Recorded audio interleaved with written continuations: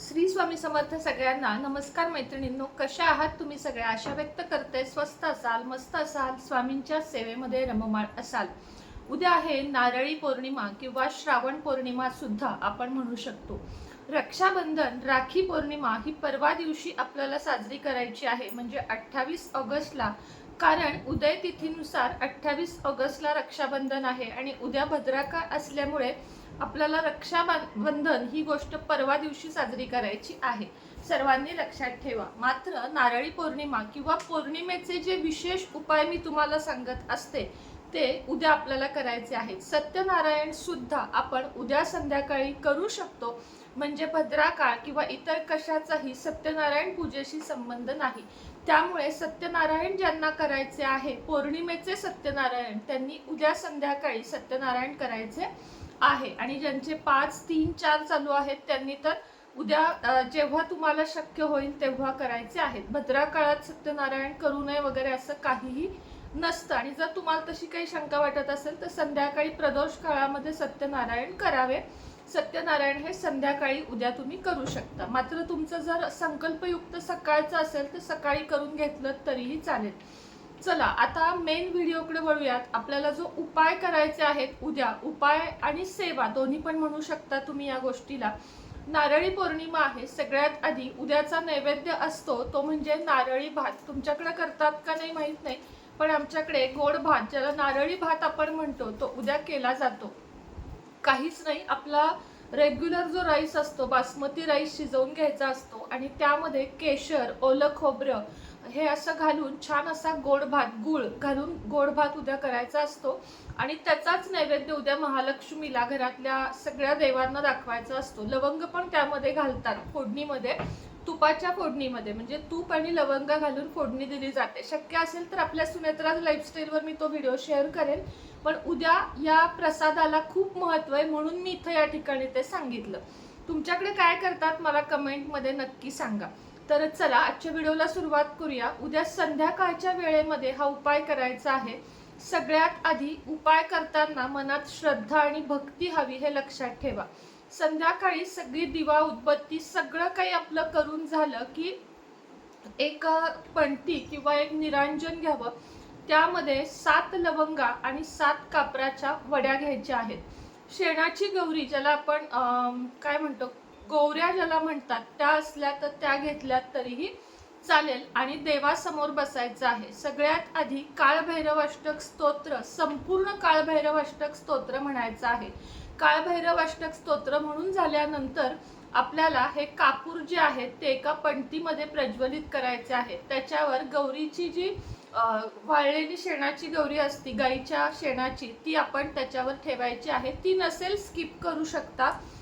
त्यानंतर त्याच्यावर एक एक करत 7 लवंगा जाळायच्या आहेत आणि पिवळी मोहरी घालायची आहे. देवासमोर बसून हे जाळून घ्यायचं आहे. आणि जी त्याची धुनी म्हणजे त्याचा धूर असतो, किंवा तसंच एखाद्या तामणामध्ये ती पणती घ्यायची आहे आणि संपूर्ण घरामध्ये ह्याची धुनी द्यायची आहे. घंटा वाजवत, मी तुम्हाला नेहमी सांगते की घंटा वाजवत किंवा शंख वाजवत ही धुनी सगळ्या घराच्या कानाकोपऱ्यात पसरवायची आहे.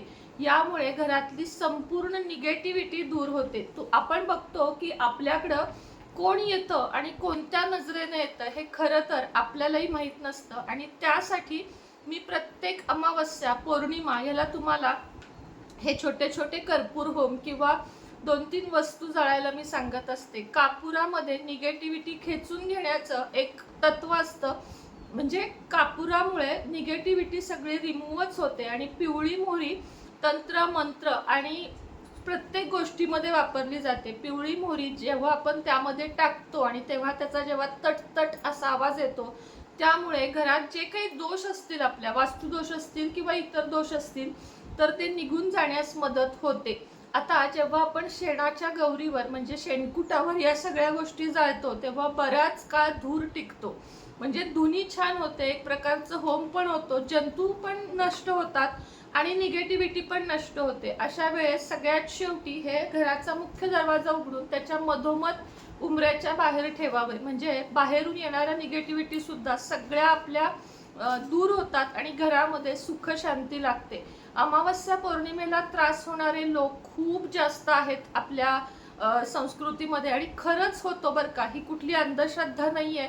पण भरती ओहोटी आणि शरीरामध्ये 70% पाणी असल्यामुळे मानसिकता चढ उतार होतेच. पौर्णिमा अमावस्या म्हटलं की या गोष्टी होतातच. तर त्या गोष्टीसाठी सावध राहायचं आणि आधीच उपाय करायचे किंवा सेवा करायच्या. यामुळं मन शांत होते. सेवा किंवा अध्यात्मामुळं काय होतं, मन शांत होते आणि उपाय केल्यामुळे निगेटिव्हिटी बाजूला होण्यास मदत होते.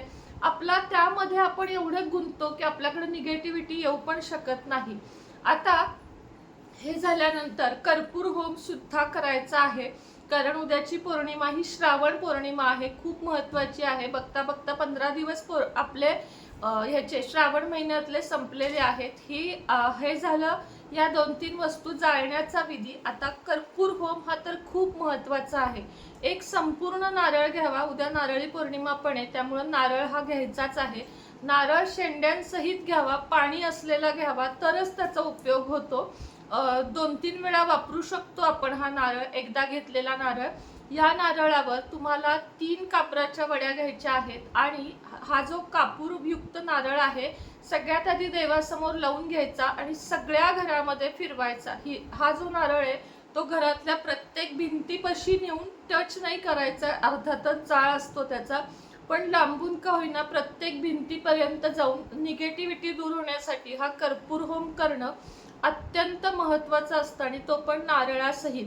आता हा सगळीकडे तुम्ही जेव्हा प्रज्वलित करता तेव्हा शेवट ह्याचा सुद्धा थोडासा धुनी म्हणजे धूर येतो. अशा वेळेस हॉलच्या मध्यभागी किंवा दरवाजाच्या इथेच तुम्ही हे ठेवू शकता. फ्लॅट सिस्टीम मध्ये राहत असल्यावर अर्थातच या सगळ्या गोष्टींचं करणं म्हणजे अवघड जातं की शेजारी काय म्हणतील, समोरचे काय म्हणतील. तर अशा वेळेस घरामध्ये, हॉलमध्ये किंवा गॅलरीमध्ये हे सर्व ठेवावं, जेणेकरून आपला त्रास कोणालाही होऊ नये किंवा आपल्या उपायांचा, आपल्या सेवेचा त्रास समोरच्याला होऊ नये याची काळजी घ्यायची आहे. तर अशा पद्धतीने कर्पूर होम आपल्याला करायचा आहे. मी तेच सांगत होते की आपल्यामुळे कोणालाही त्रास नको याची मात्र आपल्याला काळजी घ्यायची आहे. तर अशा पद्धतीने पौर्णिमेचे जे अचूक उपाय आहेत ते करा. पौर्णिमा म्हटल्यावर भरपूर आपल्याला सेवा देखील करायच्या आहेत. जसं की परवा दिवशी वरदलक्ष्मी व्रत आहे.